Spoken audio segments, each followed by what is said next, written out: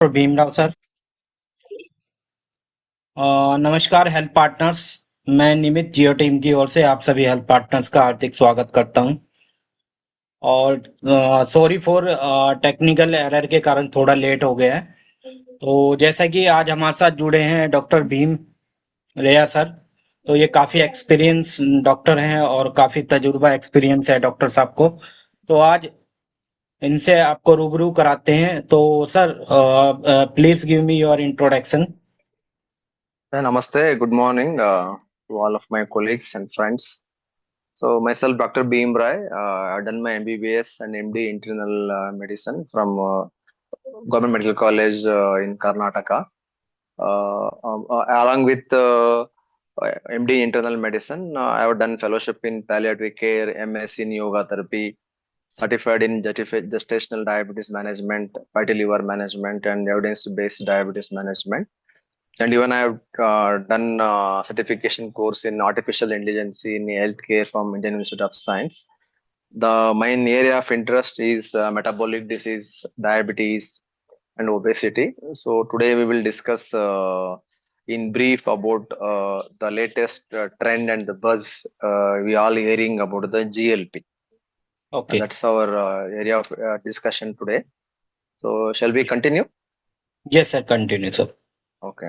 So we all know the main reason between the metabolic diseases or modern non-communicable diseases like obesity, hypertension, diabetes, to some extent joint pain, back pain. The reason is obesity. So the one of the as per the National Family Health Survey, the prevalent area of obesity in India is there in Kerala and in Punjab and in Jaipur, Rajasthan, like that, because the people here predominantly eat high calorie diet, particularly the maida based, rice based thing. Of course, it is even more predominant in other part, but in ranking wise, Punjab and Kerala tops the list. That's one thing. Why especially India, why it is capital of the obesity or diabetes? It's because we predominantly eat a carbohydrate rich diet, and we our diet lacks protein and good fats and the fiber. Okay. So and sir, earlier, sir थोड़ा request है, आप हिंदी में explain करेंगे sir? Okay okay मैं कर देता हूँ, हिंदी में कर देता हूँ। ओके। Okay sir. ये सबको पता है कि ओबेसिटी मेन रीजन है डायबिटीज के लिए, हाइपरटेंशन के लिए, कोलेस्ट्रॉल के लिए और हार्ट डिसीज के लिए ओबेसिटी एक रीजन है। ये इंडिया में टॉप होता है कि पंजाब, केरला में ओबेसिटी का इश्यू ज्यादा है, क्योंकि वहाँ का लोग ज्यादा मैदा व्हीट बेस्ड का खाना खाता है। और इस तरह से है कि दूसरा स्टेट में कम है, वहाँ पे भी वो बहुत ज्यादा है, क्योंकि इंडियन का डाइट के ज्यादा कार्बोहाइड्रेट ज्यादा रहता है और प्रोटीन का कंटेंट, गुड फैट का कंटेंट, फाइबर का कंटेंट कम रहता है। तो इसके पहले हमारे पास एक ही ऑप्शन था, एक या दो ऑप्शन थे ओबेसिटी के लिए। एक डाइट मॉडिफाई करो, एक्सरसाइज करो, और दूसरा है था कि नहीं हो रहा है तो अगले आप बैरिएट्रिक सर्जरी, ऐसे कि लिपोसक्शन, गैस्ट्रिक स्टेक्टमी, गैस्ट्रिक बैंडिंग, बेलूनिंग ऐसे जाते थे। बट अभी पिछले दो दो साल से यूएस का बात के लेकर 2 साल से हमें जीएलपी एनालॉग मार्केट में अवेलेबल है। तो अभी तो जेएलपी तो यूएस के लिए 2 साल पुराना हो गया, इंडिया में अभी 6 साल से 1 साल से पहले समाग्लुटाइड आया था, अभी 6 महीने से हमें टर्जापेटेड या मोन्जारो इंजेक्शन अवेलेबल है। तो ये ऐसा कैसा काम करता है कि किसी को खाना खाना है तो पहले क्या होता है, उसको अंगर होना चाहिए, अंगर से स्टिमुलेशन होता है, वो खाना खाएंगे, खाना खाने के बाद सैटिस्फाई हो जाएगा और वो खाना बंद कर देंगे। तो तब ये अनरेगुलेटेड ईटिंग होता है, क्योंकि सैटिस्फाई की बात करें तो हम ईच दिन खाते खाते खाते सैटिस्फाई पॉइंट बढ़ते जाएगा, कैलोरी इनटेक बढ़ते जाएगा, एक्टिविटी कम होते जाएगी। उसके एडिट करके हमारा लाइफ सेडेंटरी भी है, हैबिट्स भी हैं, और कार्बोहाइड्रेट रिच भी डाइट है। तो इससे क्या होएगा, इंडियंस में ओबेसिटी बढ़ता जा रहा है। तो ये क्या होता है, कैलोरी इनटेक दो होता है, ये तरफ अपटेट को स्टिमुलेट करना, अपटेट को सप्रेस करना। तो तब तक अंगर बढ़ते जाएगा, सैटिस्फाइड नहीं होगा, हम खाते जाएंगे। तो जीएलपी क्या करेगा, हाइपोथैलेमस में और प्यूटर में एक रिसेप्टर है, वो बोलते हैं जीएलपी 1 रिसेप्टर। तो तब ये GLP-1 रिसेप्टर स्टिमुलेट होगा, तब उस पर्सन को हंगर नहीं होगा, वो फील करेंगे उसका पेट फुल है। ओके। तो उससे क्या होगा, कैलोरी रिस्ट्रिक्शन होगा। इवन हम रेगुलरली GLP अनाज छोड़ के बात किए तो भी ओबेसिटी मैनेज करने के लिए क्या होता है, कैलोरी रिस्ट्रिक्ट करना। अराउंड 300 से 500 कैलोरीज तक रिस्ट्रिक्ट किया तो over a period of time person का वेट लॉस होगा। बट क्या होगा, तब हम डाइट सिर्फ दे तो क्या होगा, लोगों को अंगर को कंट्रोल करने में बहुत मुश्किल होगा। ओके, अंगर बहुत सीरियस हो जाएगा और टेम्प्ट होके खा के हमारा डाइट प्लान फेल हो जाएगा। ओके, तो इसमें क्या होगा, तब हम वो GLP-1 रिसेप्टर को स्टिमुलेट करेंगे, अगोनिस्ट को। ये ऐसे कि मोंजारो सेमाग्लूटाइड से वो पर्सन को अंगर नहीं होगा, वो फुल फीलिंग फुल फील करेंगे, और उसको खाना खाने के मन नहीं लगता। तो इसलिए क्या हो जाएगा, कैलोरी रिस्ट्रिक्शन हो जाएगा, over a period of time weight loss होते जाएगा। ओके। पहले हमें सेमीग्लोटाइड और मोंजारा को कंपेयर किया तो टेरिजापेटाइड और सेमाग्लूटाइड कंपेयर किया तो कॉमन इश्यू ये है कि इंडिकेशंस कॉमन है, थोड़ा डोसेज चेंज है, और दूसरा ये है कि एक्शन में अलग है।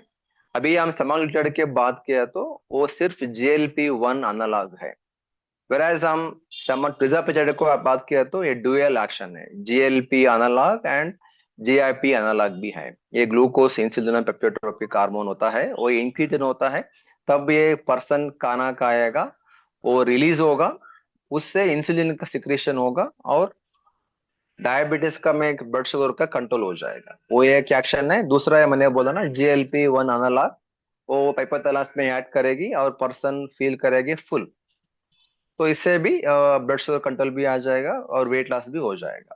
तो अभी समाग्लूटाइड में अभी हम हमारे पास पहले दो ब्रांड थे, वीगोई, जबबॉन्ड, वजेम्पिक ब्रांड थे। वजेम्पिक सिर्फ इंजेक्शन फॉर्मुलेशन में अवेलेबल है, वीगोई बोथ इंजेक्शन और टैबलेट फॉर्मुलेशन में अवेलेबल है। उसके पहले रेबलिसिस का ऑप्शन भी था, अभी रेबलिसिस बहुत सारे लोग यूज नहीं कर रहे हैं। अभी तो पेटेंट गया तो बहुत सारे लेसर कास्ट का समाग्लूटाइड अवेलेबल है, सेमासाइज, ओबेसिमा, बहुत सारे मालकेमा, सिप्ला, बहुत सारे कंपनी अभी स्टार्ट कर रहे हैं।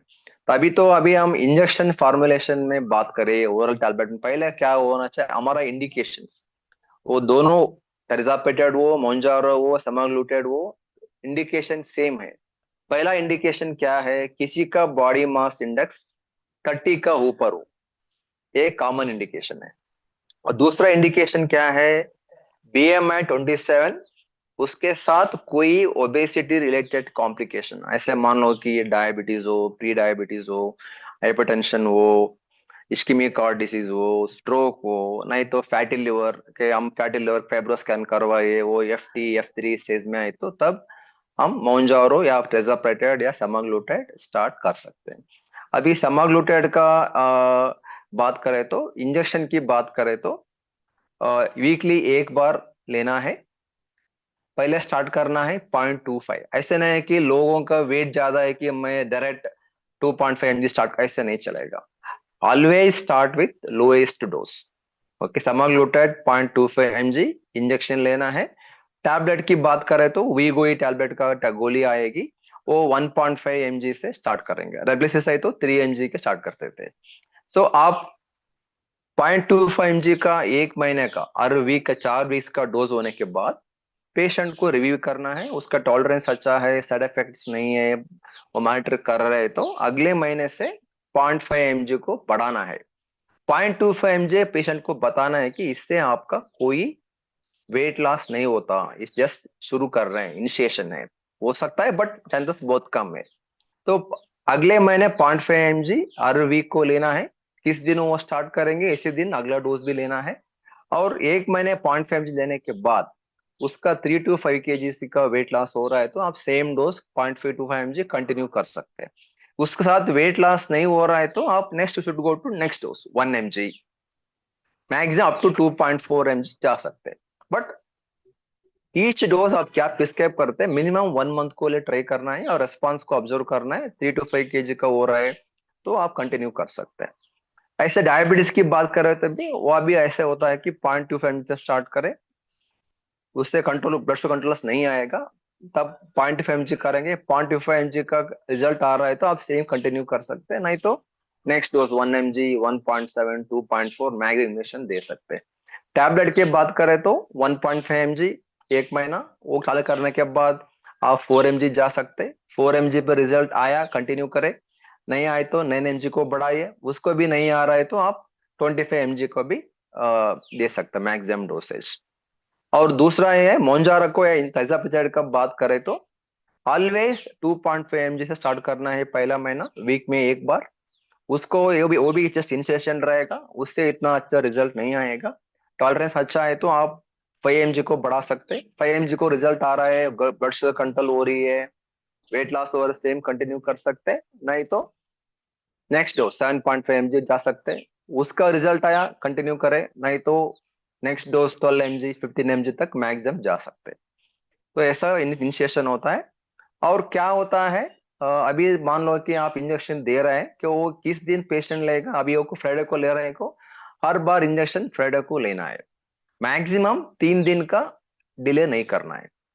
फ्राइडे को नहीं हो रहा है तो सैटरडे भी ले सकते हैं, मंडे को भी ले सकते हैं, 2 दिन पहले भी ले सकते हैं। बट क्या है, 2 डोज के गैप पे इंजेक्शन में मिनिमम 4 डेज रहना चाहिए, और किसी डोज को 3 दिन की ज्यादा डिले नहीं करना है। वो 3 दिन के बाद हो गए तो वो डोज मिस हो गई, आप अगला डोज क्या है वो लेके कंटिन्यू कर सकते हैं। और उसमें दूसरा क्या है, प्रेजापेटाइड समझ उड़ के बात करें तो साइड इफेक्ट में तो ज्यादा डिफरेंस नहीं है।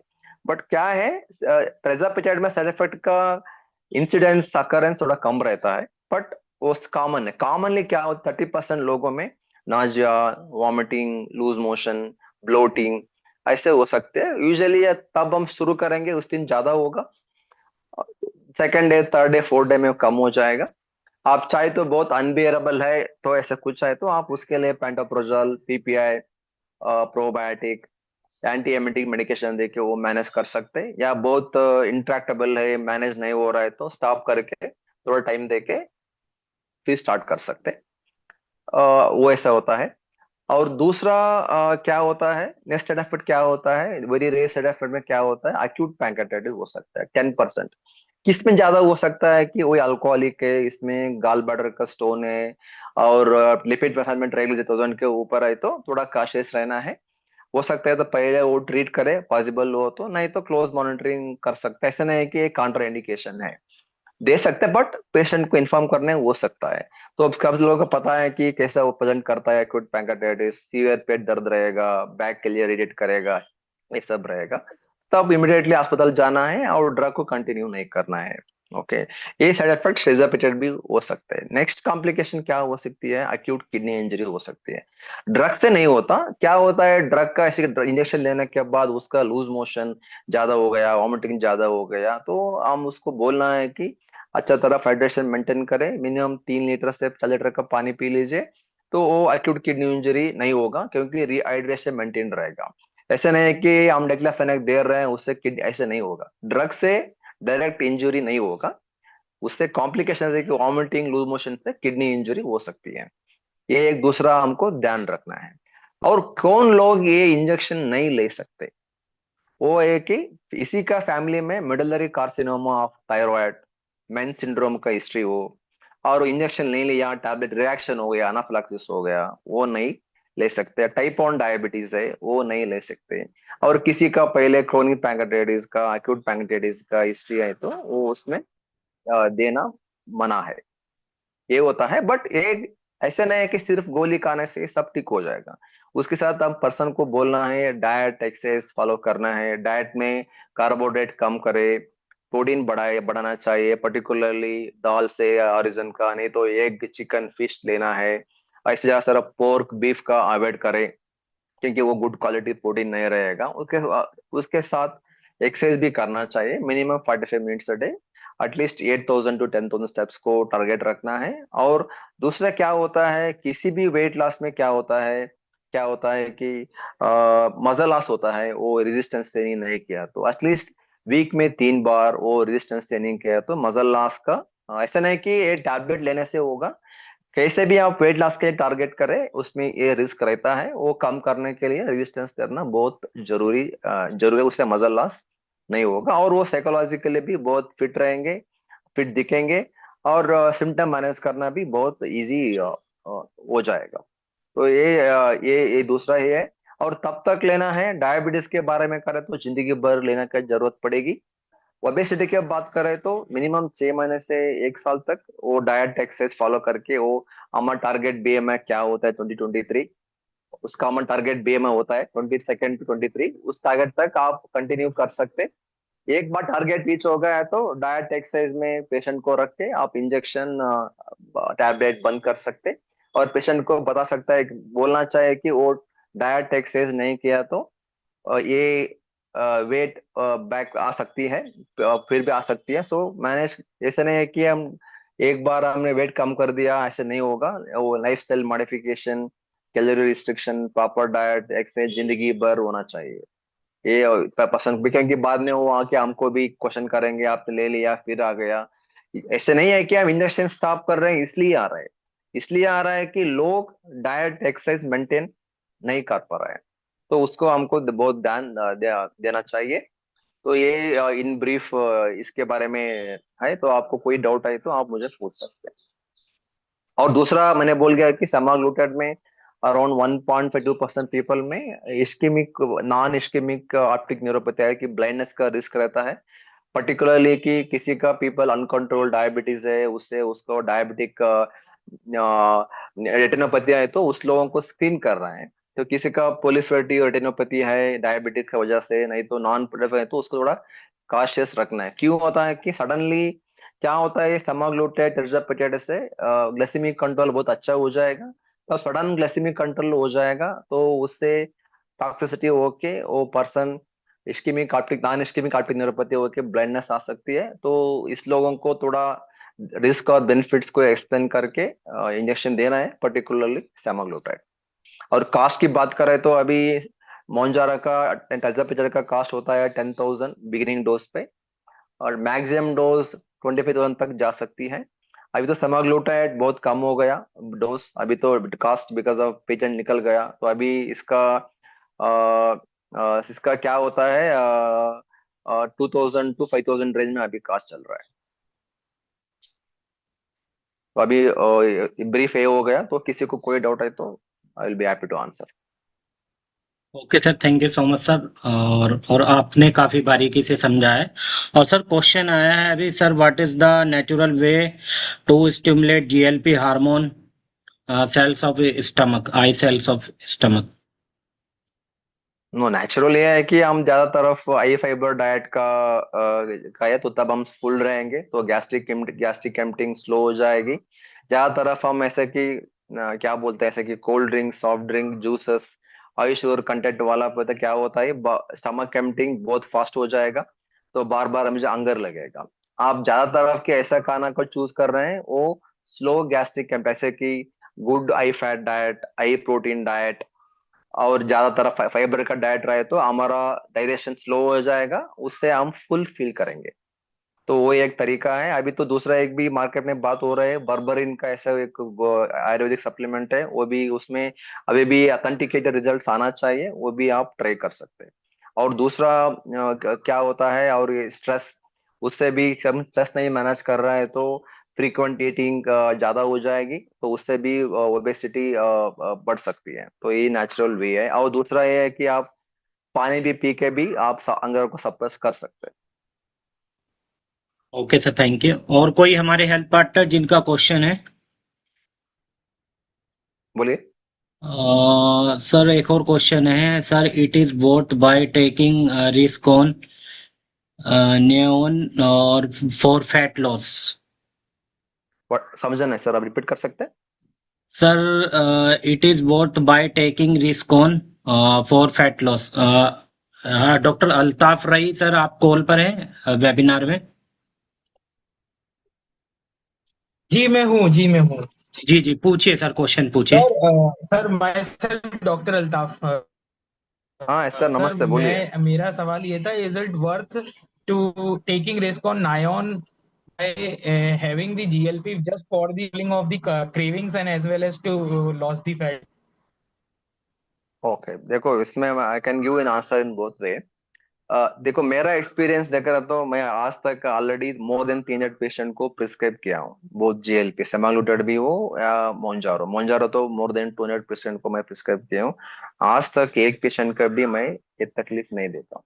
मैंने बोला किस लोगों को ये हो सकती है, ऐसे लोगों को हो सकती है उसका uncontrolled diabetes long standing diabetes है, और उस लोगों को हमें कोंडोस्कोपी करवानी है, उसमें प्रोलिफरेटिव रेटिनोपैथी नहीं तो नॉन प्रोडेनोपैथी एडवांस स्टेज है, तो उस लोगों का रिस्क ज्यादा होता है, और ये risk just less than 2%।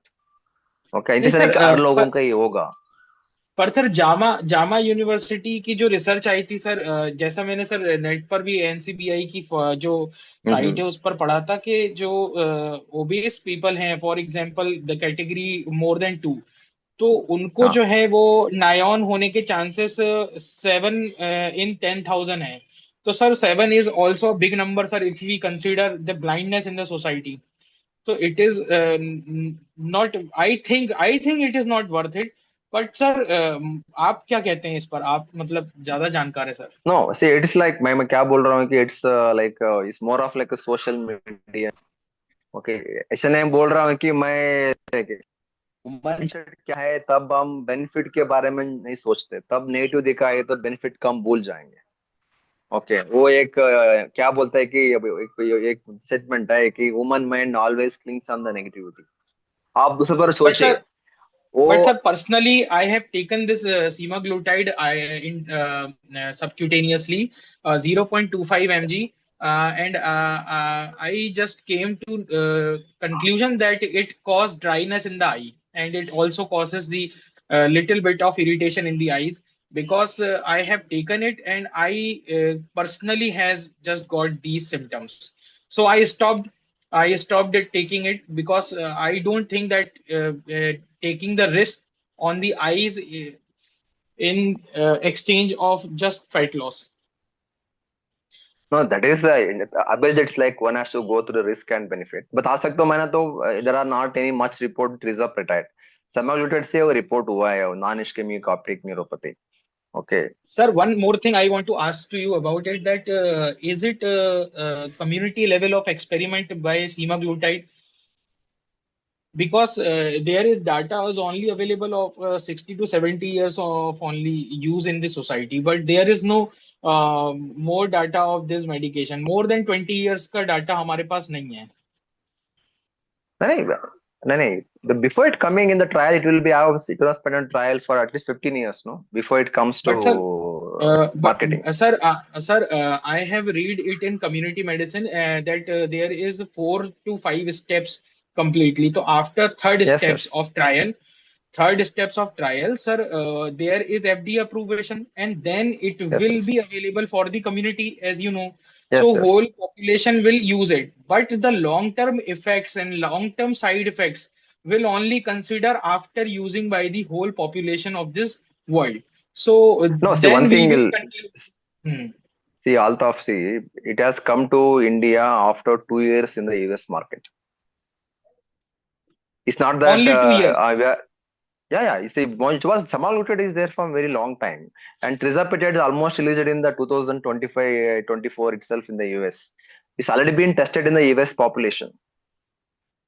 Okay, अभी Sir, इंडिया में what? आके अभी 6 महीने 6 8 महीने से हो गया अभी। Okay, that's G one G. Thing we have that set data in that. अभी एज का बारे if you read the surmount trial surpass trial study has included up to 85 year old people.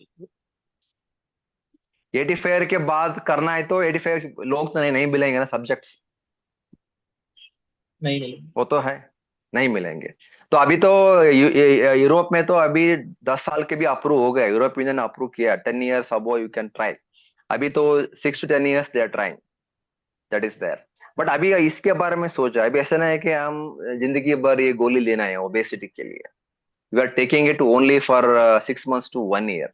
बाद में वो डाइट एक्सरसाइज ठीक तरह से follow किया तो मेंटेन हो जाएगा। बट आप ओबेसिटी को ट्रीट नहीं कर सकते, ट्रीट नहीं किया कितना कॉम्प्लिकेशंस आएगा लोगों को। आप मेडिसिन में देखिए, एडिसन में क्या बोलते हैं, कैसा शिपमेंट होता है ना कि आप डायबिटीज मान लो आज पूरा मेडिसिन पता होगा, ऐसा हुआ है कि आप ओबेसिटी का कोई कोई इन्फेक्शन हो, हार्ट अटैक हो, फेल्यूर हो, ओएस हो, सब बीमारी आ सकती है लोगों को। जी। वो तो है। Thank you so much sir for clearing my sir, doubt. Thank you so much. Sir. Okay sir, thank you. और कोई हमारे हेल्थ पार्टनर जिनका क्वेश्चन है सर से? सर एक क्वेश्चन आया है, धर्मेंद्र आई क्लिनिक पिप्रासिलिन और टैजोबैक्टम इंजेक्शन 4.5 ग्राम दे सकते हैं इस केस में? मतलब ये इंजेक्शन नहीं लगवा रहे हैं तो ये इंजेक्शन दे सकते हैं, ओबेसिटी के बारे में पूछ रहे हैं। नहीं नहीं, इसमें see, हाँ जी sir. there are no drug interactions with Monjaro or semaglutide. It can be given with any drug. Only thing is that when you are giving insulin and sulfonylureas, you have to watch for hypoglycemia. That's the only one interaction we have to remember. Sir, one more question regarding this drug contraindication and indication with the semaglutide is that psychiatric medicines Okay. like benzodiazepines and barbiturates cannot be given because there is low emptiness of the stomach, and the drug No, that is not half a lifespan can contraindication. also be. No, no, I'll come to that. Yeah, I come to that. See, it's not a absolute contraindication to combine. You have to be cautious, especially with oral contraceptive pills, thyroxine replacement, and of course, Sir, epileptic drug. We have a narrow therapeutic index. Sir, I want to just want to know about it. Just that कि जैसे for example हम कोई psychiatric medicine है like बेंजोडाइजापीन में बहुत example के तौर पे इटियोजोलाम हो गया या फिर आपका क्लोनाजिपाम हो गया। सर ये जो दवाइयां हैं ये अगर कंपनी ने नहीं दिया है कि भाई इसको कॉशियसली यूज करना है या फिर इसको बहुत अच्छे तरीके से जो वेल पब्लिश नहीं किया गया है तो sir people will take it तो जैसे अभी विदाउट ने एनी। गवर्नमेंट ऑफ इंडिया ने गाइडलाइंस बना दिए हैं ना, only cardiologist, endocrinologist, physician can only prescribe it. No other specialty can prescribe it. Okay, तो if you sir see drug interaction, yes, yes, yes. बोलिए बोलिए अल्ताफ. सर वही मैं बोल रहा था कि मतलब ये जो है ना लोग जो हैं वो बहुत ही आसानी से फार्मेसी जैसे जो हमारी जो एजेंसीज हैं वहां से बहुत आसानी से अवेलेबल करवा ले रहे हैं Yes, yes, बहुत ही yes, आसानी से। yes, yes, तो सर ये 100%. और हाँ सर ये सर ये अमेरिका में भी बहुत देखा गया कि लोगों ने इतना यूज किया ओबेसिटी के लिए कि जो डायबिटीज के पेशेंट्स थे उनके लिए अवेलेबल ही नहीं हो पाया। तो सर इसके लिए वो तो मतलब है. क्या कर सकते हैं सर? नो, एक तो रेगुलेशंस को एनफोर्स करना है. और क्या होता है, फार्मेसी लोगों को इंडिया में क्या बोलते हैं, लालच के तो वो जी प्रिस्क्राइब सर मैं तो ये समझ। रग डिस्पेंस कर देते हैं. तो इंडिया में तो ऐसा नहीं है कि जी यूएस सर। में कि डोलो के अलावा कुछ और नहीं मिलेगा वहां पे. प्रिस्क्रिप्शन लाओ और बाद में ले लो. अभी देखो, अभी इंडिया में मैं एक बात मानता हूँ कि सब लोगों की प्रिस्क्रिप्शन लेने के बाद भी दवाई मिलेगा तो हम भी बहुत बिजी हो जाएंगे. हम्म। इतना बिजी हो जाएं कि इतना ऐसा होता है क्योंकि वो रेगुलेशन वो नहीं फॉलो कर रहे हैं. अभी शेड्यूल ड्रग के सिर्फ हम बहुत एनफोर्स कर रहे हैं. जी जी अभी क्या सर। होता है उसमें लोगों को, क्या कुछ लोग क्या होगा, इंडिकेशन नहीं पता, डोज कैसे लेना नहीं पता, लोग दे देंगे तुम स्टार्ट करो 2.4 mg से, बड़ा डोज स्टार्ट करेंगे ले लो, बाद में डाउन डिलीट करेंगे. ऐसा नहीं होता. जस्ट क्लियरली है, start with low and go slow. ऐसा नहीं है कि जी BMI 40 है मैं 15 mg दे दूंगा, ऐसा तो नहीं होता. नहीं सर ऐसे नहीं। हाँ. Thank you sir. Thank you. और सभी हेल्थ पार्टनर से रिक्वेस्ट है वो अपना क्वेश्चन पूछ सकते हैं सर से। धर्मवीर चिंपा जी आप क्वेश्चन पूछ सकते हैं। रामवीर यादव जी। लोकेंद्र सिंह सर आप अपना माइक अनम्यूट करके पूछ सकते हैं। जी सर पूछे क्वेश्चन। हाँ sir, good afternoon. Good afternoon sir, बोले सर. हाँ सर, मैं ये पूछना चाह रहा था, मेरी वाइफ है तो इनका जो है वेट लॉस नहीं हो रहा है और इनका सारे पैरामीटर जो है लैब रिपोर्ट सब नॉर्मल है। इनका TFT भी नॉर्मल है, बाकी सब नॉर्मल है। और इनके गर्दन पे जो पीछे के हिस्से पे यहाँ पे मांस बड़ा बड़ा सा लगता है, सूजन जैसा टाइप की। नहीं देखो, वेट लॉस के लिए क्या होता है, पहले तो हाइपरथायरॉयडिज्म, अनकंट्रोल्ड डायबिटीज कॉमन हो जाता है. उसकी वजह से दूसरा अलग क्या होता है, अनट्रीटेड लूज मोशन हो, क्रॉनिक डायरिया हो, तब भी हो सकता है. तो तब थायराइड फंक्शन टेस्ट, और diabetes checkup like fasting HbA1c normal है तो आपको एंडोस्कोपी कलोनोस्कोपी करना पड़ेगा और अल्ट्रासाउंड भी करना पड़ेगा दूसरों चीजों के लिए रूल आउट करने के लिए। अच्छा ओके। अच्छा। और दूसरा ये है किसी लोगों का डिप्रेशन एंग्जाइटी का बात करें तो डिप्रेशन में वेट भी बढ़ सकती है और वेट लॉस दोनों ही हो सकती है। तो एंग्जाइटी में तो डेफिनेटली वेट लॉस हो सकती है तो स्टूडेंट को भी हमको रूल आउट करना चाहिए। हाँ नहीं सर, तो लैब रिपोर्ट्स में बाकी की एलएफटी वगैरह भी और ये थायराइड फंक्शन पूरा नॉर्मल है सर वैसे। और इनका वेट बहुत बढ़ा हुआ वैसे डाइट भी कंट्रोल कराते हैं तो इतना ज्यादा कम नहीं हो रहा है। नहीं आप करना है अभी वेट हो रहा है। कम करना है, कम वेट लॉस कराना है। हाँ मैं समझा कि वेट लॉस हो रहा है। नहीं नहीं, लॉस कराना है। लॉस कराना है तब ये बोल रहा हूँ ना। देखो क्या होता है वेट लॉस करना कॉन्शियसली होता है वेट हाँ गेन सब कॉन्शियसली होता है। हाँ हाँ ओके तब लोग वेट बढ़ाएंगे उसका पता नहीं होगा कि हमारा वेट बढ़ रहा है।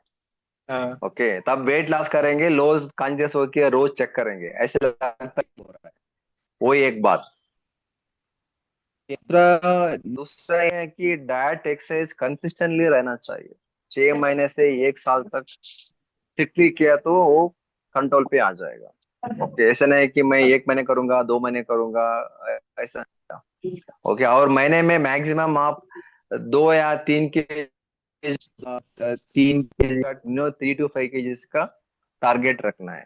और हर बार आपका 5 केजी का वेट लॉस होगा है तो हर बार आपका डाइट रिवाइज करना है क्योंकि वो कैलोरी रिस्ट्रिक्शन को रिवाइज करना है। ऐसा नहीं कि आप 75 में क्या डाइट प्लान लेता वो 70 पे भी चलेगा ऐसा नहीं होगा। हर 75 5 केजी का वेट कम होएगा डाइट रिवाइज करना चाहिए। अच्छा अच्छा अच्छा। तो अभी इनिशियली आपका रिकमेंडेशन डाइट के लिए। बोलिए बोलिए बोलिए। हेलो। इनिशियली अभी डाइट रिकमेंडेशन आपका क्या रहेगा सर? तो मुझे पूछे तो नॉर्मली क्या फॉलो कर सकते हैं कि ऐसे कि ज्यादा प्रोटीन का दाल खाओ राइस से बना हुआ गेहूं से बना हुआ ये फिंगर मिलेट रागी से बना हुआ बंद करो। ज्वार बाजरा मिलेट खाने के साथ प्रोटीन इंक्लूड करो ऐसे कि दाल अंडा एग चिकन फिश। और खाना खाने के बाद 10 या 15 मिनट का वॉक करो और डेली 8 to 10 स्टेप्स का वॉक करो और रात का खाना 7 बजे लास्ट 7 बजे के बाद नो खाना। और क्या क्या खाना सर 7 बजे लास्ट बताया आपने। यस यस उसके बाद खाना खाना है तो भूख रहना अच्छा है। अच्छा अच्छा अच्छा। और हाँ बाहर का cold drink soft drink pizza burger पानी पूरी मसाल पूरी तो बंद करना ही पड़ेगा। ओके उससे तो काम नहीं चलेगा और ये बेकरी आइटम तो को बात हो गया बस बंद। अच्छा। अनटिल हमको क्या सोचना क्या रोकना है कि गलत खाना खाना से ऐसे भूख रहना अच्छा है। भूख हाँ, रहो आप नहीं मरेंगे। गलत कैलोरीज कम खाना करना खाए है, तो आप 100%। हाँ कैलोरीज कम करना है सर। हाँ कैलोरीज कम करना है और उसके साथ क्या होता है क्या किस तौर से आप कैलोरी ले रहे हैं। यस। ओके ऐसे नहीं कि मैं रसगुल्ला खा लूंगा फिर बाकी दिन भूखा रहेगा ऐसा नहीं चलेगा। ओके कैलोरी कम करना है और रेड कैलोरी को लेना है। अच्छा अच्छा। ओके राइट में यानी कि दाल वगैरह आपने बताई तो दालें ले सकते हैं। और जो दा कार्बोहाइड्रेट रिच डाइट है वो सब बंद कर दें। यस यस चार तरफ जो अच्छा है। अच्छा अच्छा अच्छा। और सैलेड वगैरह सर? सब वेजिटेबल खा सकते हैं आलू को छोड़ के। आलू को छोड़ के। अच्छा अच्छा। यस। ठीक sir, okay, thank you sir. और कोई हेल्प पार्टनर जिनका क्वेश्चन है सर से?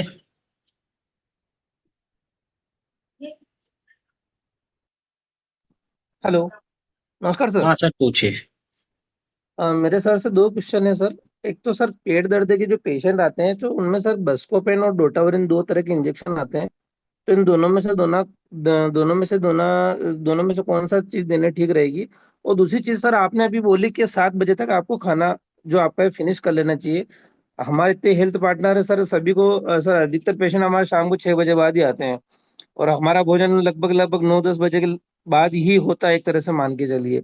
तो सर हम डाइट भी फॉलो करते हैं जो टाइमिंग है वो भी फॉलो करते हैं, खाना बाहर का नहीं खाते हैं, सर उसके बाद भी अगर वेट बढ़ता है, वेट लॉस नहीं होता है, तो उसमें और क्या सुधार करना चाहिए? क्योंकि एक डॉक्टर ने यहाँ पे जो मीटिंग थी उन्होंने बोला था कि आप रेगुलर एक्सरसाइज कीजिए, रनिंग वगैरह कीजिए और कुछ खाने पीने का ध्यान दीजिए, उसके बाद आपको वेट लॉस हो जाता है। लेकिन सर उसके बाद भी नहीं होता है तो फिर क्या करें सर?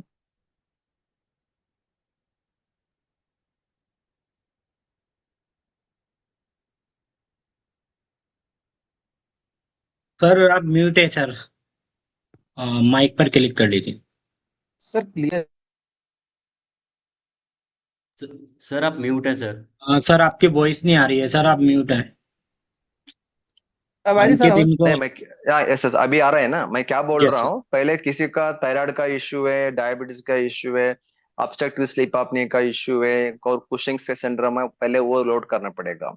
दूसरा क्या है, उसका उम्र क्या है, जेंडर क्या है और एज क्या है और क्या एक्टिविटी कर रहा है, वो सब कैलकुलेट करके डाइटिशियन कितना कैलोरी रिक्वायरमेंट है वो डाइट प्लान दे के देंगे। और डेली हमें 300 to 500 कैलोरी का कम खाना है।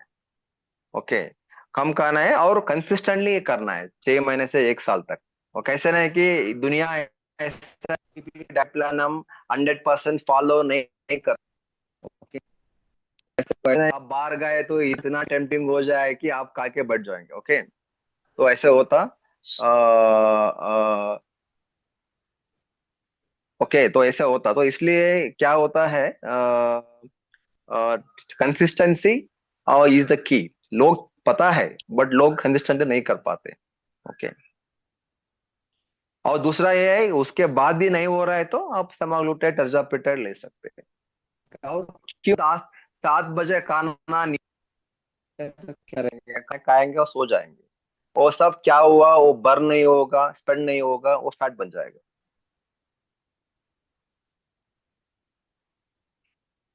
और ओके किसी सर। को स्नोरिंग है तो वो स्लीप स्टडी अंडरगो है और ऑब्स्ट्रक्टिव स्लीप अपने को लोड करना है, क्योंकि ऑब्स्ट्रक्टिव स्लीप अपने ट्रीट नहीं कर रहा है तो वेट लॉस नहीं होगा। और अभी तो अब आप बोल रहे हैं कि 7 बजे खाना नहीं होता तो क्या करना है, तो 10 बजे खाना खा रहा है तो आप सिर्फ वेजिटेबल सूप नहीं तो स्प्राउट सलाद खा के एंड कर सकते हैं, ऐसे कार्बोहाइड्रेट की चीज को नहीं लेना है। Okay sir. और सर मेरा ये क्वेश्चन है सर, कि सर जैसे कि पूरे 24 आवर्स होते हैं, ठीक है, तो उसमें ओके, पैनक्रियास का जो रेस्ट मतलब पोजीशन होती है, तो मतलब कि एक टाइम होता है कि पैनक्रियास जो हमारा स्टमक है उसमें उस टाइम खाना नहीं जाना चाहिए, ठीक है, जैसे आपने बताया 7 PM। तो सर 7 PM जो बोला गया है कि 7 बजे के बाद जो भी लोग कि ज्यादा खाना खाते हैं, ठीक है, तो उनको अधिकतर उसमें देखा गया है या तो ओबेसिटी उनको होगा, ठीक है, और साथ यस में प्लस में हो सकता है हाइपरटेंशन डायबिटीज उनका जो है कार्डिक मेटाबॉलिक जो होता है वो भी उनका बिगड़ जाता है। तो सर मेरा क्वेश्चन यहीं से स्टार्ट होता है कि क्या इंटरमिटेंट फास्टिंग का इसमें रोल है, जैसे कि शाम को सात यस बजे यस। से सुबह 7 बजे तक, अगर पेशेंट डायबिटीज नहीं नहीं, नहीं है। नो डायबिटीज लोगों भी इंटरमीडिएट फास्टिंग कर सकते हैं, बट उस लोगों को क्या है, ग्लिमिप्रेड इंसुलिन हुआ तो थोड़ा वो ओवर कॉशन रहना चाहिए। किसी में विल्डागिप्टिन ले रहे हैं, सिटागिप्टिन ले रहे हैं, डापाग्लूजन ले रहे हैं तो वो कर सकते हैं। ओके, बाकी सब लोग इसका इंसुलिन ले रहे हैं उसमें थोड़ा मुश्किल है, बाकी सब लोग कर सकते हैं। इसने के डायबिटीज लोगों के लिए फास्टिंग करना मना है, तब वो फास्टिंग कर रहे हैं कंप्लीट 24 आवर्स, तब गोली लेने की जरूरत नहीं, आप खाना नहीं खा रहे हैं ना, तो ग्लूकोज मैनेज करने का क्या बात, तो वो कर सकते हैं। दूसरा बात है इंटरमीडिएट फास्टिंग में भी क्या होता है, आप सुबह 10 बजे एक खाना खाओ और 6 बजे, नहीं तो 2 बजे एक और 8 बजे एक, ऐसा खाना खाना चाहिए। ओके, और बाकी चाहे बीच में चाहे तो पानी ले सकते हैं। ओके, और इंटरमीडिएट फास्टिंग भी क्या है, एक तरीका है कि उससे भी आप कैलोरी रिस्ट्रिक्शन करें, वही इसका तरीका होता है। आप एक खाना बंद कर रहे हो सिर्फ 2 खाना खा रहे हो तो वहां पे भी क्या हो रहा है, you are restricting the calories बस। बट कोई भी करो बट प्रोटीन अच्छा लेना है, तब प्रोटीन ले अच्छा लेंगे आपका मसल लॉस नहीं होगा, तब मसल मास नहीं होगा, आपका मेटाबॉलिज्म आप एक्टिव रहेंगे।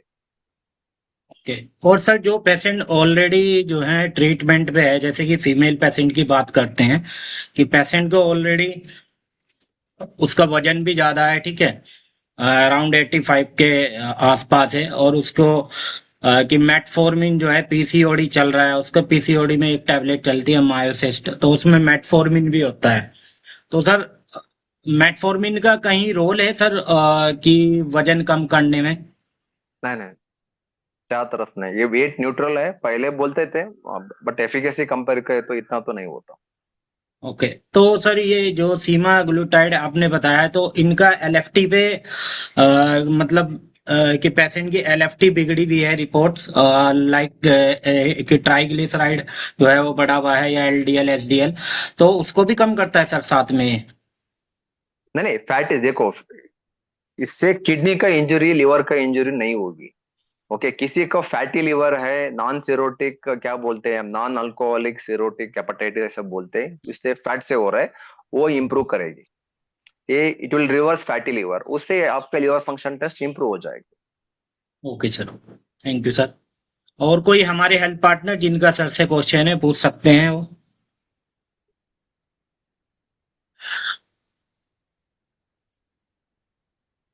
रामवीर यादव सर, आप क्वेश्चन पूछना चाह रहे हैं? सर आवाज आ रही है मेरी? Yes sir, yes sir. Yes yes. Sir मैं खुद फैट लॉस करना चाह रहा हूँ और मैं कंसिस्टेंसी से गेहूं में बिल्कुल बंद कर चुका हूँ। मैं केवल चना दाल वगैरह के चिल्ले खाता हूँ। बीच में वाइट एग लेता हूँ और एक वे प्रोटीन भी लेता हूँ। बट हो नहीं रहा, वही चल रहा है जैसा है। ना, आप इंजेक्शन में ट्राई किया आपने Mounjaro tirzepatide? No sir, no. आप तभी बोल रहा हूँ, डाइट एक्सरसाइज से भी नहीं हो रहा है तो आपका बॉडी मास इंडेक्स 30 का ऊपर है तो आप ले सकते हैं। किसी का बॉडी मास इंडेक्स 20 ऊपर है, उसके साथ उसका डायबिटीज है, सर कुछ नहीं है, डायबिटीज नहीं है। हाँ, टीजी मेरी वही जरूर थोड़ी बढ़ी हुई है, वही अदरवाइज बोल सारे रहा हूँ। टेस्ट अभी बॉडी मास इंडेक्स को कैलकुलेट करो आप, 30 का ऊपर है तो नॉर्मल। आप ले सकते हैं। नहीं तो कोई ओबेसिटी का रिलेटेड कॉम्प्लिकेशन की बोला ना, heart disease, stroke, diabetes, pre diabetes, dyslipidaemia, ऐसा है तो आप ये ट्राई कर सकते हैं। नहीं तो फैटी लिवर, तो वो तो वही वही होगा, तो तब आप ये ले सकते हैं, सेमाग्लूटाइड नहीं तो मोंजारो। सर ब्लड के रिपोर्ट तो सही आती है, अल्ट्रासाउंड मैंने कराया नहीं, हो सकता है कि लीवर में थोड़ा यस बहुत यस। हो। बट सर एक ना और मेरे दूसरा को ये एक होता है स्ट्रेस, स्ट्रेस को भी मैनेज करना, वो ठीक तरह से मैनेज नहीं कर रहे, स्नोरिंग आ रहा है, नहीं रात को कराटे आ रहा है, तो वो सब लोड करना पड़ेगा। एक सर ना नेचुरल कॉन्स्टिपेशन टाइप की प्रॉब्लम तो है, मेरे को कुछ ना कुछ लेना पड़ता है इसको ठीक करने के लिए, मैनेज करने के लिए। क्या समझा नहीं सर, कि रिपीट करें? कॉन्स्टिपेशन कॉन्स्टिपेशन अक्सर रहता है, ओके कब्ज ओके, की नो प्रॉब्लम है कॉन्स्टिपेशन ऐसी। आप है तो देखो, देखो बहुत सारे लोगों में लैक ऑफ एक्सरसाइज और वो होता है, लैक ऑफ फाइबर, ये कॉमन रीजन होता है। वो ठीक करने के बाद नहीं हो रहा है तो आप कोलोनोस्कोपी करना पड़ेगा। पहला आप एक्सरसाइज और पानी पीना, फाइबर को ठीक करें, शायद उससे वो ठीक हो जाएगा। नहीं तो आप नेक्स्ट अंडरगो फर्दर एवोल्यूशन। और एक बार थायराइड का लोगों का भी हाइपोथायराइडिज्म है तो तब भी कॉन्स्टिपेशन होगा। नॉर्मल, नॉर्मल, सब okay normal sir. Okay okay. BP normal, thyroid normal, कोई पाइल्स नहीं, कोई शुगर नहीं, कुछ नहीं सर, सब नॉर्मल। सिर्फ टीजी थोड़ा बढ़ के ओके आता है। एचडीएल नॉर्मल हाँ। है, insulin normal, sorry testosterone normal है, विटामिन डी 64 आता है, विटामिन बी थोड़ा कम है, 400 के आसपास है। बाकी फिर भी ठीक है वो, ओके सब ओके। नॉर्मल है सर। हर 6 मंथ में एक बार नहीं तो सर कराता हूँ, आप सब नॉर्मल। कल करिए, नॉर्मल है तो हम स्टार्ट कर सकते हैं टेराप्लेटाइड, नहीं तो semaglutide. Okay, okay. Thank you. Doctor Ramveer Yadav sir, आप आफ्टर वेबिनार सर से परामर्श भी करा सकते हैं, तो काफी एक्सपीरियंस डॉक्टर हैं सर। ठीक है। और कोई हमारे हेल्थ पार्टनर जिनका सर से क्वेश्चन है?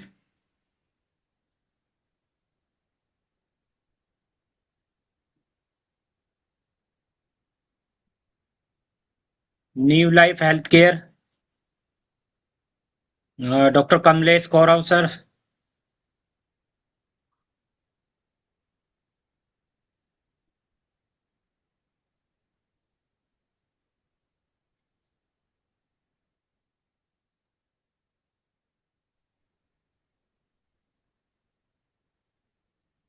अभी भी 2 मिनट बची हुई है। आप सर, कोई क्वेश्चन है किसी का तो आप पूछ सकते हैं सर से।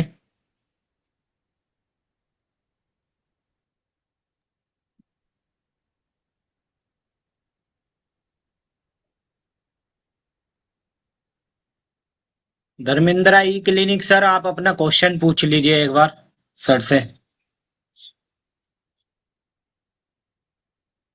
हाँ वही सर, एक बार दोहरा दीजिए ना, ध्यान से नहीं दे पाए। वो जैसे कि पिप्रासिलिन टैजोबैक्टम है। हम्म। तो इनको ये जो है वो 4.5 GM है। तो इनको हम्म। एक डोज में 2 डोज बना के दे सकते हैं सर?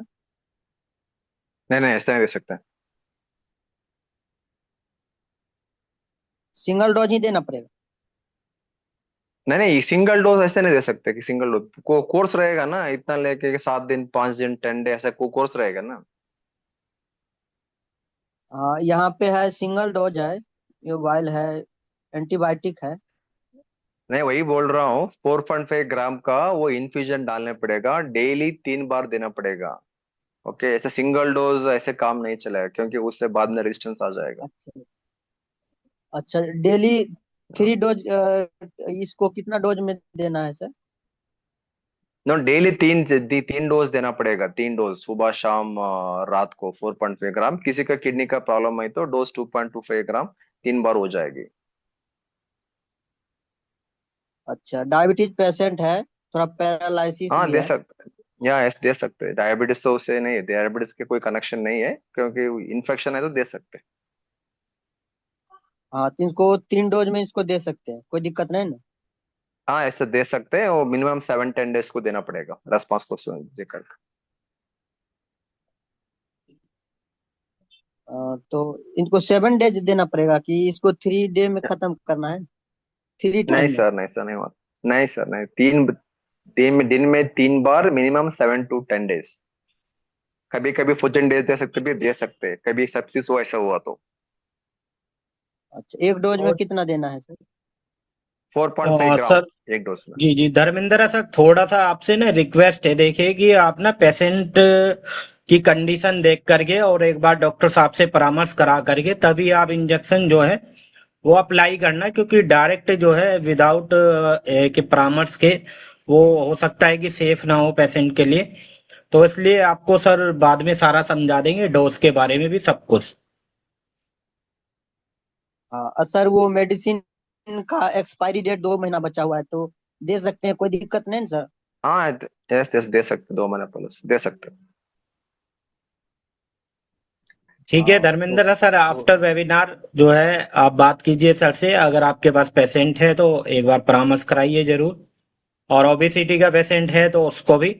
और सर आप एक बार थोड़ा सा कि अपने आप को इंट्रोड्यूस कर दीजिए कि आप कौन कौन से केस देख सकते हैं, ताकि हमारे हेल्थ पार्टनर्स के लिए ये हेल्पफुल हो हाँ, जाए। मैं इंटरनल मेडिसिन का स्पेशलिस्ट हूँ। आप सब लोगों को पता है कि फिजिशियन लोग क्या देखते हैं, diabetes, hypertension, cholesterol, high cholesterol, gastritis, stomach related issue, कोई इन्फेक्शन, सीजनल फ्लू, थायराइड, अभी बोला ना, obesity, hypertension, stroke, heart attack का फॉलो अप। इमरजेंसी तो हम ऑनलाइन नहीं मैनेज कर सकते, वो सब आप लोग को पता है। कोई भी मेडिसिन रिलेटेड का बीमारी हो, asthma, pneumonia, seasonal flu, dust allergy, headache, migraine, pneumonia, gastritis, gastroenteritis, fatty liver, UTI, urine tract infection, obesity, diabetes, hypertension, ये सब हम देख सकते हैं। Okay sir, thank you so much sir. Thank और बहुत बहुत धन्यवाद सर, आपने अपना कीमती समय दिया है और आपका वेबिनार काफी वंडरफुल रहा है सर। और काफी यू। नॉलेज मिली है हमारे हेल्थ पार्टनर्स को भी। और नेक्स्ट टाइम थैंक फिर यू, थैंक जुड़ते हैं एक न्यू टॉपिक के साथ आपके साथ सर। और सभी हेल्थ पार्टनर्स को भी बहुत बहुत धन्यवाद अपना कीमती समय देने के लिए यहाँ पर। अच्छा सर, ये जो है वो इसको आईवी लगा सकते हैं इंजेक्शन के यू। थ्रू, यस या यस। एनएस एनएस के थ्रू लगाएंगे या या? यस, एनएस तो लगाना अच्छा है। 100 to 200 ml एनएस में 3 घंटे में वो जाना चाहिए। अच्छा, 3 घंटा में ये पूरे 4.5 ग्राम जाना चाहिए, यस यस यस। या 3 टाइम में? Yes yes yes. नहीं, आप 4.5 ग्राम 100 to 200 ml पे मिक्स करके 3 घंटे में वो चढ़ाना है, ऐसे 3 बार देना है दिन में। अच्छा, 3 बार में ही पूरा 4.5 ग्राम खत्म करना है एक जी दिन नहीं जी में? नहीं, डॉक्टर मैं क्या धर्मेंद्र बोल रहा सर। हूँ। जी जी सर, एक्चुअली सर को जाना भी है, टाइम भी हो रहा है, और दूसरी बात है कि ये इंजेक्शन का मामला है, तो आप एक बार सर से पर्सनली बात कर लेना, क्योंकि अगर ऐसे डायरेक्ट आप दे दोगे पेशेंट को, हो सकता है कुछ नुकसान हो जाए सर। थोड़ा सा आप यस डोज के यस। बारे में सर आपको अच्छे से समझा देंगे, ठीक है सर। हाँ। वेबिनार के बाद मिलते हैं। Okay sir, thank you so much sir. Doctor Bhim Reya sir, thank you so much. Thank you thank you thank you thank you all. Okay sir.